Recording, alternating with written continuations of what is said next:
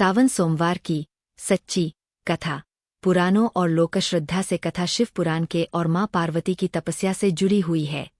यह कोई मनगढ़ंत लोककथा नहीं, बल्कि पौराणिक साहित्य और हजारों वर्षों से चले आ रहे श्रद्धा के अनुभवों से निकली कथा है। सच्ची कथा। मां पार्वती की शिव को पाने की तपस्या। बहुत प्राचीन समय की बात है।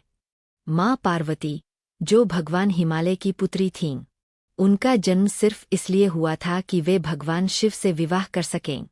लेकिन शिव जी तपस्या में लीन थे, संसार से विरक्त योगी थे। वे विवाह की ओर देखना भी नहीं चाहते थे। मां पार्वती ने अपने हृदय में एक ही संकल्प लिया, मैं शिव को ही पति रूप में स्वीकार करूंगी। और फिर उन्होंने कठोर तपस्या शुरू कर दी। वर्षों तक जंगल में रहकर व्रत रखा, बिना अन्न जल के, सिर्फ बिल्वपत्र और जल अर्पण करती रहीं। जब उनका यह तपस्या काल आया था, वह समय सावन मास का था। इसी मास में उन्होंने सोमवार का व्रत किया।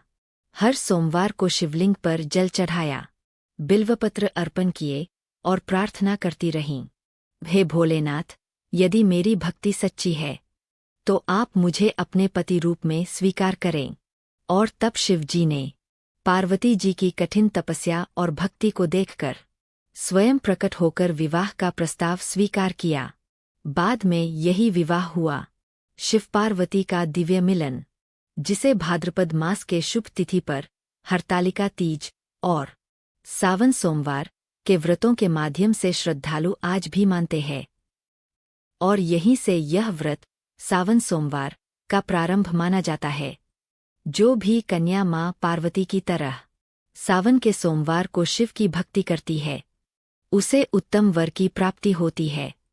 जो विवाहित स्त्रियां यह व्रत करती है, उनके दाम्पत्य जीवन में सुख शांति और संतान की प्राप्ति होती है।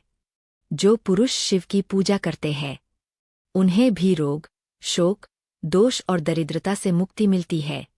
अगर यह कथा आपके हृदय को छू गई हो तो कहीं हर हर महादेव कमेंट में जरूर लिखे। वीडियो लाइक एंड सब्सक्राइब करें।